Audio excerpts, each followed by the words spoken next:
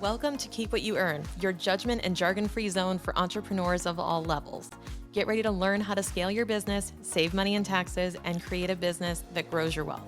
If it feels like the financial side of business is like eating your vegetables, well then think of this podcast as the ranch dressing to make the process a little more enjoyable. My name is Shannon Weinstein. I'm a CPA and business owner on a mission to simplify money and empower others through knowledge. I hope this episode inspires you to take action, but remember that the information we share is for educational purposes only and is not individual tax advice. Now that we got that out of the way, let's start the show.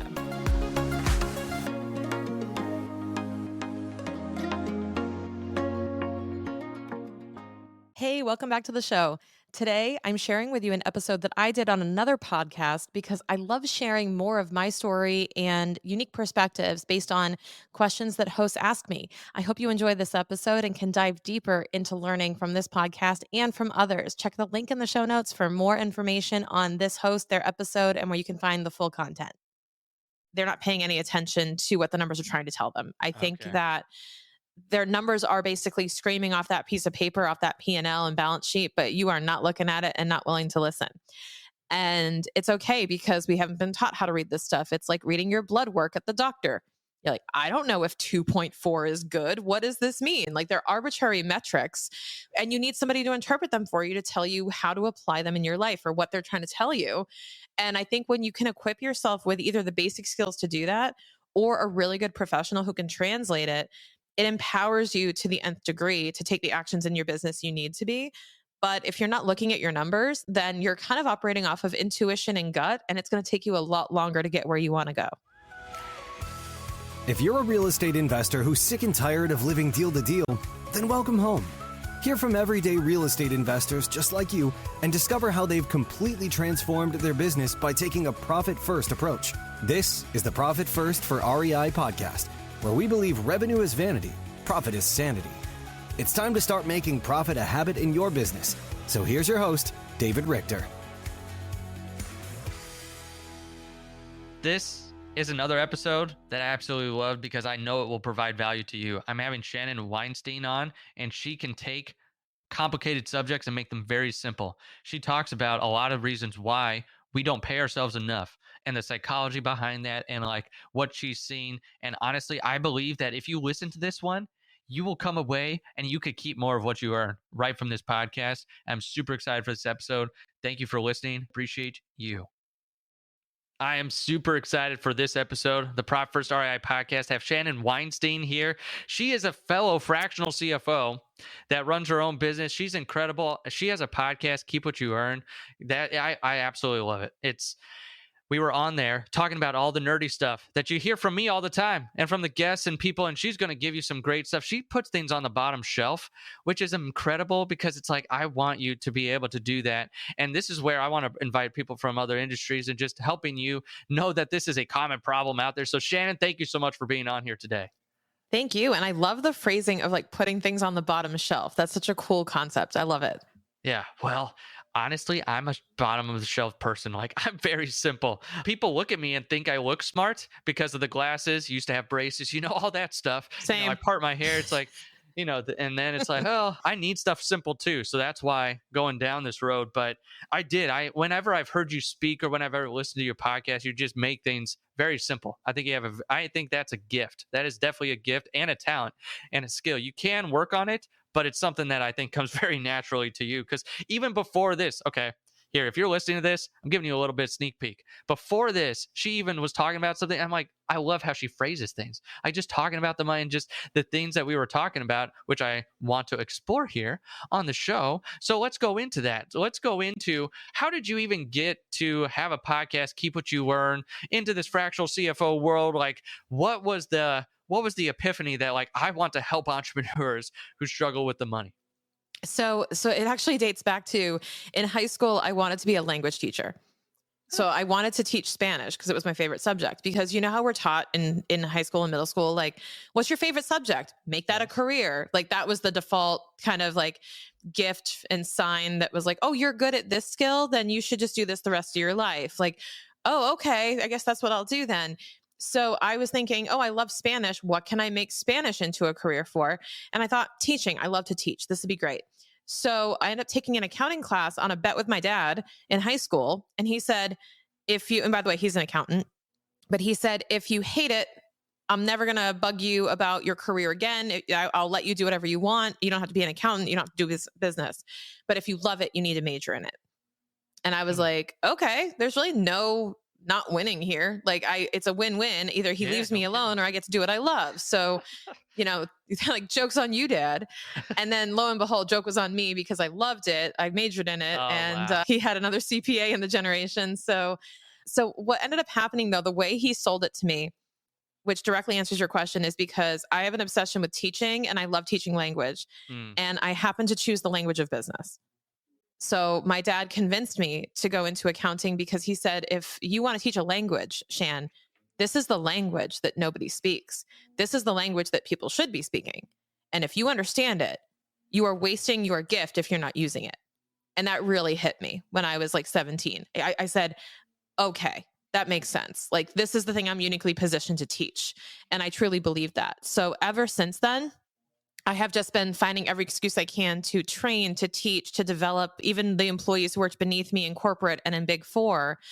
And I've just always kind of come from this heart of a teacher. So that's what drove me into starting my own firm and eventually creating content on a podcast platform, which now we are over 2 years in, 400 episodes in, Wow. doing 5 a week. And it's basically my favorite part of my business, which I thought would not be the case at all when I first started. I was so scared of like, is anyone going to listen to this? Am I going to be able to be consistent? Am I going to dread waking up and getting behind this microphone like it's a chore? And I don't know how you feel, David, but I feel like this is one of the most like one of the things that lights me up the most is actually getting behind the microphone, having conversations like this and getting to interact with entrepreneurs and teach them. Yeah, I 100% agree. I love being able to come on and just give that knowledge and being able to help people because we can't help everyone. Like in your business, you're not going to be able to reach as many people as if you get behind the microphone and people really want to learn. I mean, then you have that podcast and you're very consistent. And that's awesome. You said did you say over 400 episodes at this point? Yes. That's, there you go. That's when you know someone is serious. 2 years, 400 episodes. She loves what she does. I want to go back to what you said, though. You said the language of business, like is the accounting world. Have you found that to be true, what your dad said, that most people don't speak it? Absolutely. Would you agree? I Oh, think so. yeah. Yes, I would definitely agree. I just want to know from your perspective Yeah, and your 100%. years. 100%. And here's the funny thing is when you speak it or when you've been speaking it since I was like a teenager, Yeah. then I forget other people don't speak it. You don't have that Mm, perspective. You kind of okay. go, oh, I learned this when I was, 12, 13, 14. I learned about stocks when I was 12 because instead of buying a Yeah. toy, my dad said, instead of buying that toy you want or that Barbie or whatever, I'm going to buy you a piece of the whole store. And I was like, what? And we went into What? Toys R Us and he literally said, I'm not going to buy you that thing, but I'm going to buy you a piece of everything in here. And I was like, that sounds awesome. What are you talking about? That's great. And he got me a share of Toys R Us. Uh-oh. Toys R Us. So Yeah. I don't have Well, that yeah, same. that was in, and we'll say in the year like 1998 or something, Yeah. but he got me a share in the company. And that was where I finally learned like what a share is, what a Yeah. stock is, how the stock market works. That's such great info. It is. And That I'm like, is. and of course, like 37-year-old Shannon is like, oh, that's awesome. And like 12-year-old Shannon was like, this is bull. Like this is worse than socks for Christmas, Dad. What the hell are you doing? I want the Barbie. I'm Yeah. 12. Right? Like Oh, man. so if you look back and you go, what a blessing and a gift, but also going like that totally sucked in real time. Right? But yeah, it taught me a lot. And I didn't realize the gift he was truly giving me, which is the gift of education that I could reap the benefits of for decades beyond. So that was huge. I like what you said. Also, you said that you forget that other people haven't learned this. So Yes. you were speaking it at an early age and you've become a master. When did you start? Okay, I'm going to ask you, do you think it's always been a gift for you to make things simple? Or did you go through a growth curve of like, oh, shoot, I have to scale this back or no one is going to know what I'm talking about? Because I feel like Yes. it's a gift for you. Yes. So I was in a firm when I was always rewarded for sounding smarter than other people. as most of us Okay. are in accounting, right? Right. You Yes. are you are praised for how smart you sound or appear or what like kind of aura you give off that you are Right. smart. Yeah. So what was interesting was I realized that's what was rewarded, right, in my career. So I was constantly chasing this way to sound smarter. And then I realized as I was talking to my friends and colleagues that I worked in fitness part time at night. I worked as a Zumba instructor for 10 years now. And what I realized was back in like, we'll say it's like 2013, 2014, Yeah. I was thinking like, they were asking me questions, my instructor friends, like I have a 1099. What does this mean? W-2, 1099, my taxes, Schedule C, all those things, right?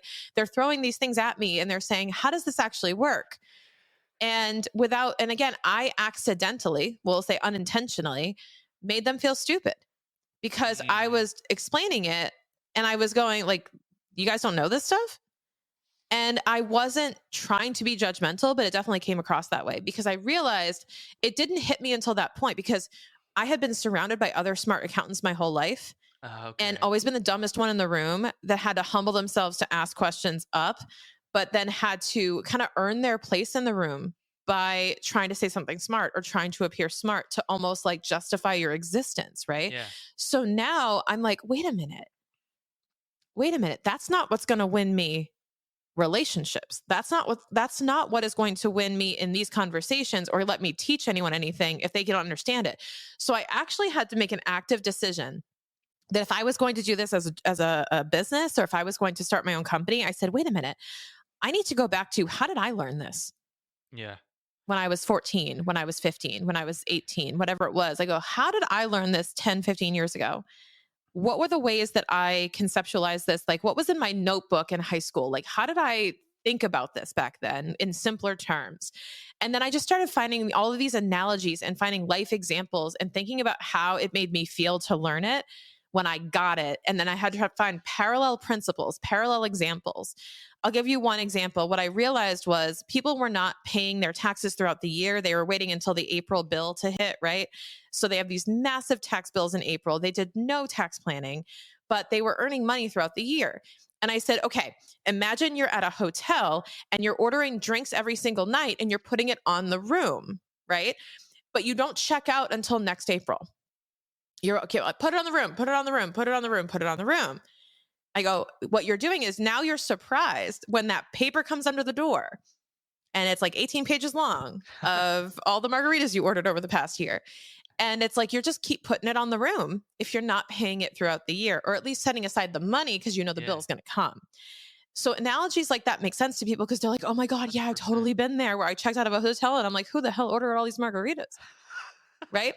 Right. Everybody's been through those Yep. experiences. And when you can bring in an experience that's relatable, that isn't about the money, that's where it hits home and people go, oh, yeah, now I totally get why that is the way it is. But when you try to explain it with the science and the tax code and the jargon, it doesn't sink in. Right. That makes sense. And man, I could just listen to you and your analogies all day long. This is great. That was awesome. I do want to point out one thing too, that you said that if you went down this road the same way, you wouldn't be winning relationships. I Yes. think that's so great because that's not just in the accounting world, but just in business in general. Like if you're not communicating to win relationships, you're really losing. No matter if you think you're winning or you think you're smarter than the other person, it's not going to end up well. So I thought that was a piece of gold right there. Plus, I love that analogy. That was so great of putting it on Yep. the room. So I want to ask, when did you make that leap from the big four and working and with all those people to actually owning your business? Like, why did you take that leap, and yeah, just what was the whole story there? Oh, so many reasons to leave. I feel like there's no, it's almost like it's just almost a silly question at this point. Like, why leave a corporate job where you're chained to a cubicle for 10 hours a day? Like, what could ever I'm come full of across your silly mind that would questions. make you not want that? But yes, I'll explain like kind of what triggered the like why then and Yeah. why then in my career too. So I reached a certain point where I was at a firm.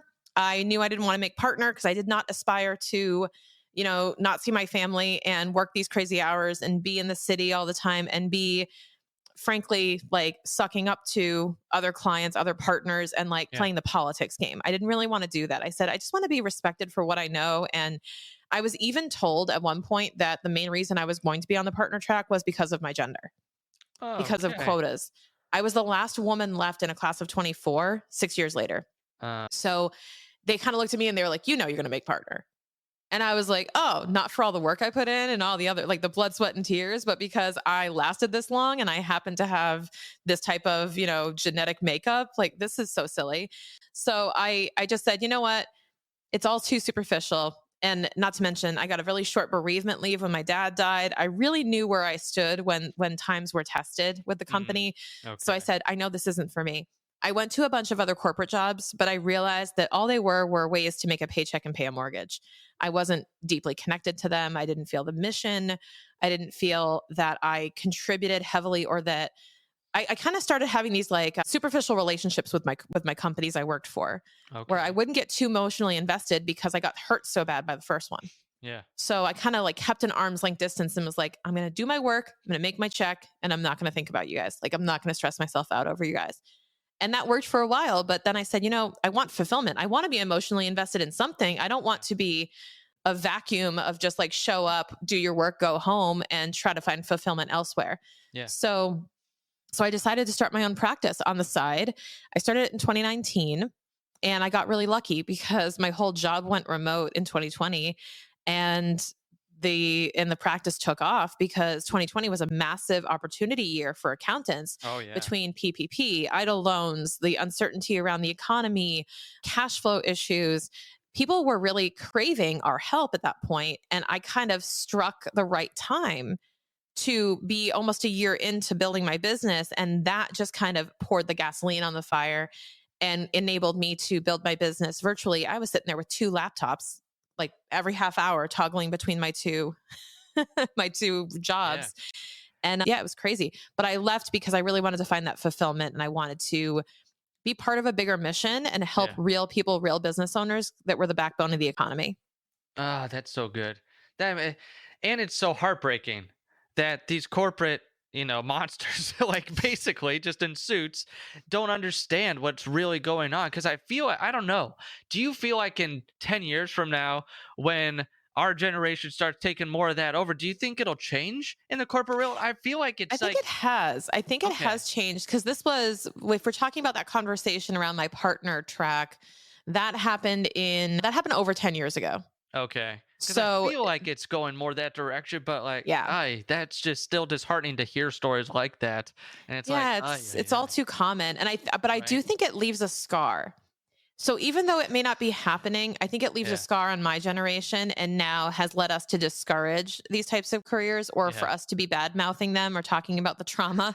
And then now Everyone. people are listening to that and going, Yeah. "Oh, that sounds terrible. I don't want to do that." Yeah. And yes, I believe it has changed, but I think that there's still a lot of scars left on it that Yeah. are hard to erase. Yeah. Well, that's a really good way to put it, but you're the queen of doing that. So, okay, so let's talk about the business. Who do you work with? Like, Mhm. you're a fractional CFO. So to explain like what you do and like what type of client that you're working with and want to work with. Yeah. So we work with growth minded business owners who are focused on their goals and helping their business achieve those goals. So, although that sounds like a broad brush, what we're really trying to do is help business owners who maybe haven't gotten a ton of exposure to their numbers before in an approachable way.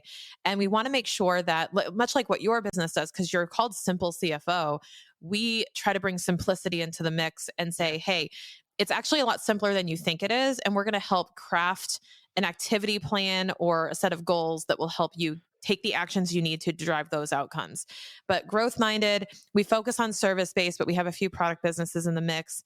But we're really looking for that founder profile that is coachable, that wants to grow, that is hungry, motivated, and they have a big why. They have to have a really big why beyond, I want to make a profit just to make a profit. I want to, Yeah. my founders, like, I love that we have a mission right now for one of my founders to send her daughter to private school. And we have Oh, another awesome. mission for one of my founders to open a new location so that they can get a second home near where their kid goes to college. Yeah, This is like the all of good these stuff. stories, like the story that backs it up. I just love those types of stories where we can help a business owner really make a tangible difference in their own life. Okay. So let's get into what you really like talking about. Why don't people keep more of what they earn? Oh gosh, why don't people keep more of what they earn other than tax law? Like cite the IRC, the Internal Revenue Code, that's why. But the main reason I think is because they're not paying any attention to what the numbers are trying to tell them. I think Okay. that their numbers are basically screaming off that piece of paper, off that P&L and L and balance sheet, but you are not looking at it and not willing to listen. And it's okay because we haven't been taught how to read this stuff. It's like reading your blood work at the doctor. You're like, I don't know if 2.4 is good. What does this mean? Like they're arbitrary metrics, and you need somebody to interpret them for you to tell you how to apply them in your life or what they're trying to tell you. And I think when you can equip yourself with either the basic skills to do that or a really good professional who can translate it, it empowers you to the nth degree to take the actions in your business you need to be. But if you're not looking at your numbers, then you're kind of operating off of intuition and gut, and it's going to take you a lot longer to get where you want to go. Mm, that's good.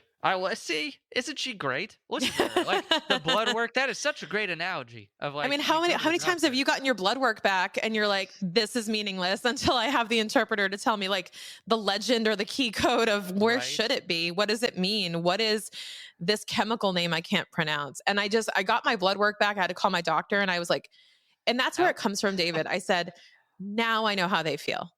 Mm. Like I Yep. sat in that and I said, oh, this is how my Yeah. founders feel when I give them a P&L. Yeah. Oh, and like I started to relate to that Yeah. because I knew I couldn't relate. Like I said, I came from the number language. Yep. I can't relate to somebody who doesn't understand P&L at this point, but I can relate to them on a common ground area where I go, well, where do I have that experience elsewhere in my life that I can connect to that emotion? And Yeah. that's exactly where I got to. Yeah. Oh, that's so good. It's like putting yourself in those situations, and then you have the presence of mind and self awareness to be able to say, "This is like they think," and that's why I fully endorse Shannon. Like, use her business, use her services, listen to her podcast. She makes things very, very simple, and she cares. She cares about you as a human being, and wants to make sure you get to where you want to be as a business owner. And okay, so let's keep going. So you've been in this business. How long have you been doing this, the fractional CFO side? Fractional CFO game about 4 years now. About 4 years. Awesome. So then you've worked with multiple owners over that time. Do you also do the bookkeeping, taxes, that type of stuff, or you stay away from that, or do you just do the CFO, or do you help people with bookkeeping as well? Yeah, I indulge my inner control freak. We do all of it because I don't like to Nice. roommate on a business. Yeah. I Yep. go, I don't want a roommate. I want the house to myself. So I basically said, okay, we want to do everything end to end and do it our way and have Yeah. control over the entire life cycle and value chain. Because the last thing I want to do is be passing this baton in a relay race going, where's the bookkeeper? Where's the bookkeeper? Okay, thank you. Finally, I get the baton. It's like, oh, I have 2 days to get this done now. Sure. So we have control over the timeline of the project from end to end. And I like that. But yes, we do the bookkeeping all the way through the tax preparation and tax strategy. We are equipped to do all that. But actually, what's exciting is currently in my business, we've been using contracted bookkeepers, different people that I know and trust who specialize in different industries. And Yeah. I'm now moving into an in-house employee model. So we're bringing Okay. in a more permanent team right now as my company grows. I'm really excited about that. That we're going to have installed like a core team that serves all the clients consistently, and we have control over the entire process. So I'm really excited about that change coming up. Yeah, that's awesome. And okay, being the business owner, how does your feelings for life in general plus business compare to when you were in the corporate world? Like, is it night and day? Absolutely. Awesome. I'm a different person now with different, Ooh, like a whole different outlook on the potential of earning money, how money should be earned, how money yeah. should be spent, like the meaning, the value of money, totally different. I think when you are a business owner, there's a lot that has to change in your mindset around Mm, how you earn money, because we were taught, I say as a society, right, and myself included, that the more you work, the more you make. yeah, very And true.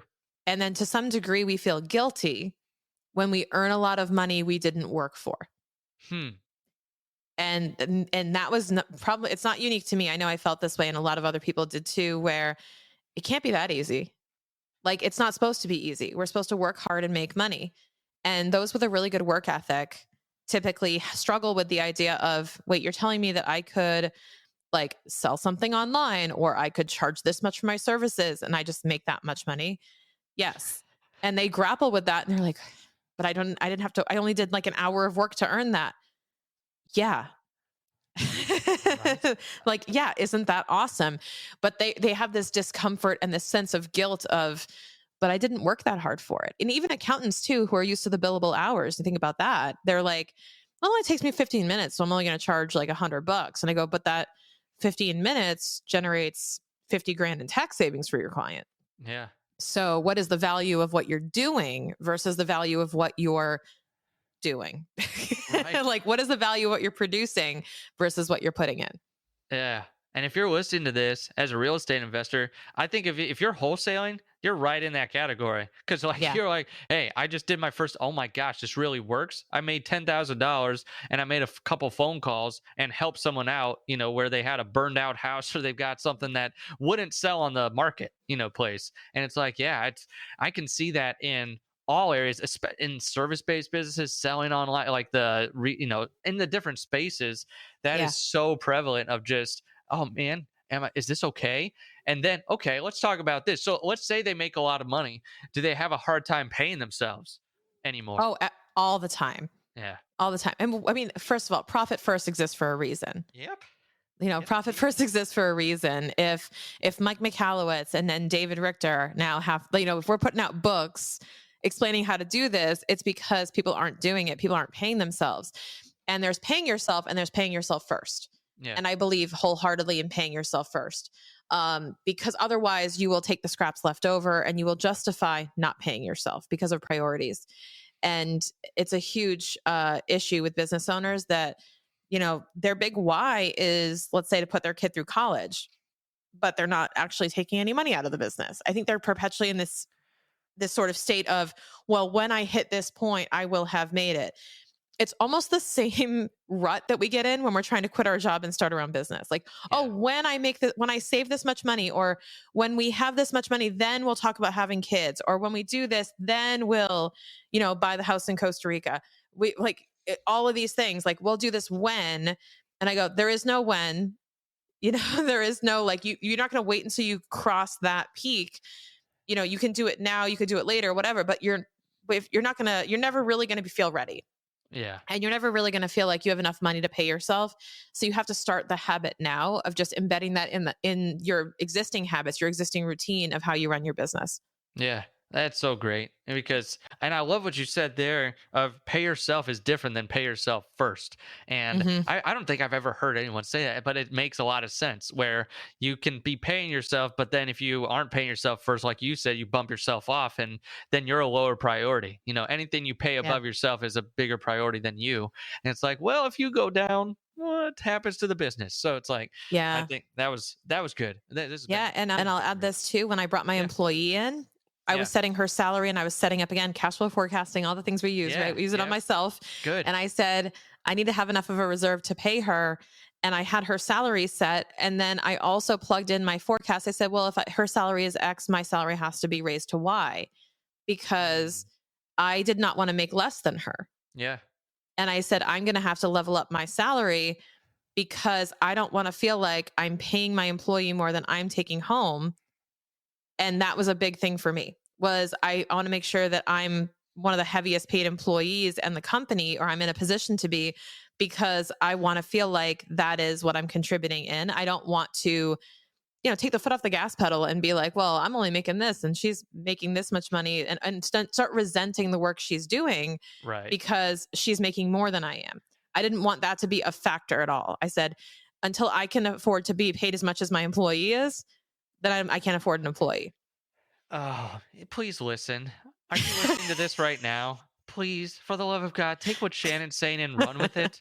Like, I don't want you, if you're feeling like that, like, oh, I need to starve and I need to not do this, or, and then you're in that mindset right now, press rewind, like, listen to that again. This is so good.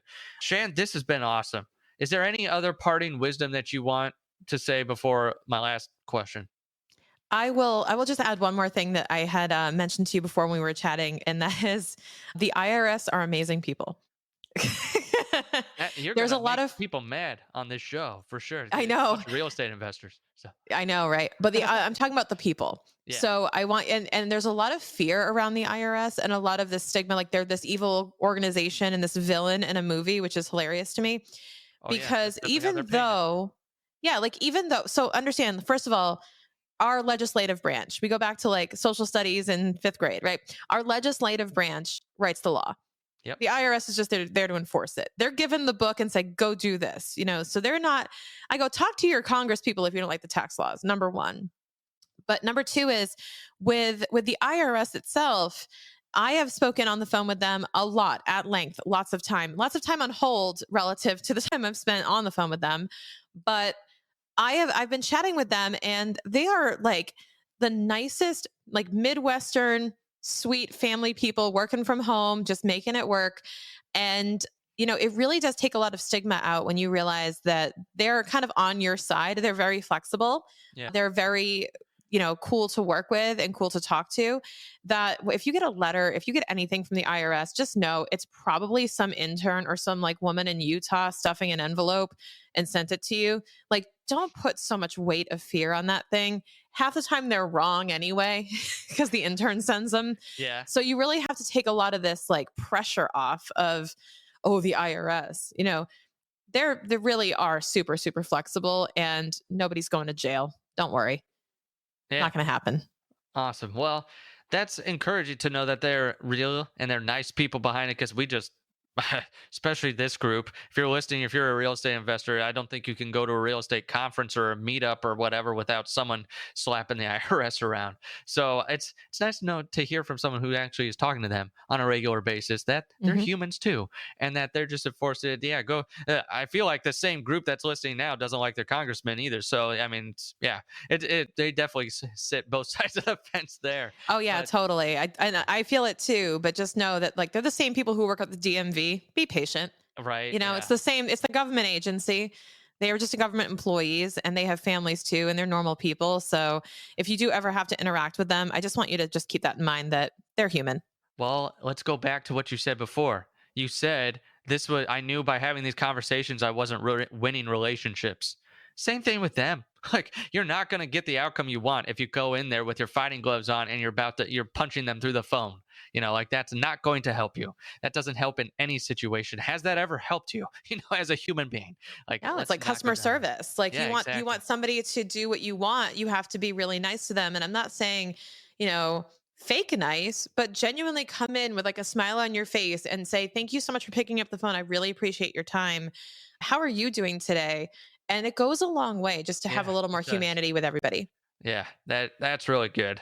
Man, we could stay here all day, but Shan, this has been awesome. I wanted to point out that winning relationships comment earlier was incredible. I want to make sure that we do that in our business, but then just as human beings, whether that's an IRS agent or whether that's a virtual assistant that you get a call from or whatever, just be a human because those are humans there.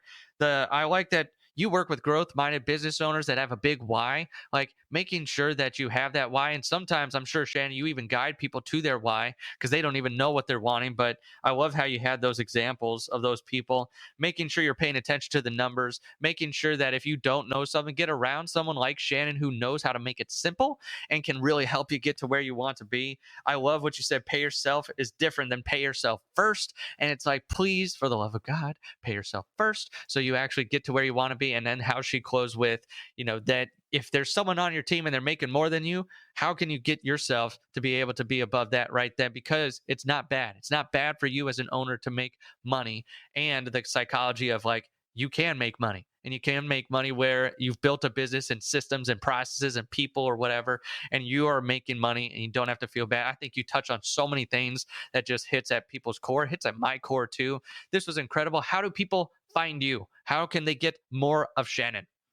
So more of me, there's no shortage of that at Keep What You Earn because we are releasing 5 episodes a week and I absolutely love it there. So keepwhatyouearn.com, or you could just look for Keep What You Earn in any podcast platform. That's where you can find more of me.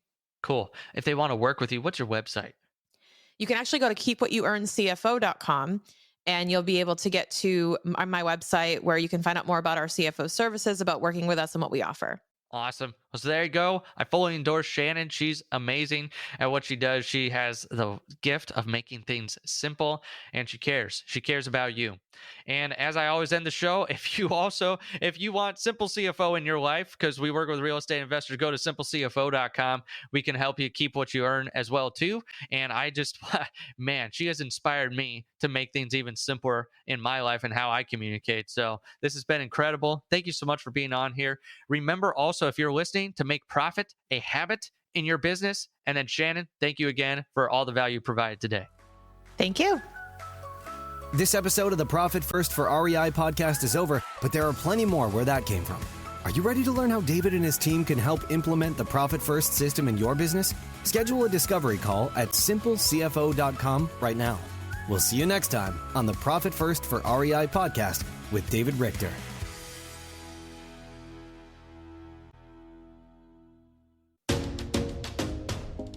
Hey, small business owners, are you tired of juggling payroll, benefits, and HR tasks? If so, I want to introduce you to our payroll provider of choice, Gusto, the #1 rated HR and payroll platform trusted by thousands of businesses just like yours. With Gusto, you can streamline payroll, manage benefits, and more, all in one easy-to-use platform. But here's the kicker. When you sign up and run your first payroll through our special link below in the show notes, you'll score a sweet deal, a $100 Visa gift card. That's right. Just $100 for clicking the link below and get started to claim your reward. Don't let payroll headaches hold you back from building your team and growing your business. Join the Gusto family today and take the first step towards simplifying your HR processes while snagging a bonus along the way. Click the link in the show notes now to learn more and set up your payroll.